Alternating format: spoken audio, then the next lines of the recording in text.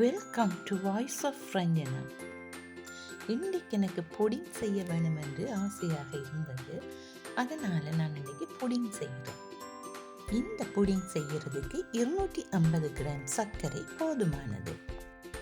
சர்க்கரையை தூளாக்கி 1 கப் தண்ணீர் விட்டு பானி காய்ச்சி எடுத்து வடிக்கவும். பெரிதொரு பாத்திரத்தில் 4 முட்டை எடுத்து நன்றாக அடித்து கலக்கவும். முட்டையை அடித்து வைத்துவிட்டு சர்க்கரை பானியை காய்ச்சுவோம். அதற்கு ஒரு சிறிதளவு உப்பு சர்க்கரை பானியுடன் சேர்க்கவும். இப்ப சர்க்கரை பானி நன்றாக கொதித்து விட்டது. இறக்கி ஆற வைக்கவும். ஆற வைத்த சர்க்கரை பானியை வடியொன்றினால் வடித்தெடுக்கவும். இப்ப சர்க்கரை பானியையும் முட்டையும் நன்கு அடித்து கலக்கி ஒரு தட்டில் விடவும்.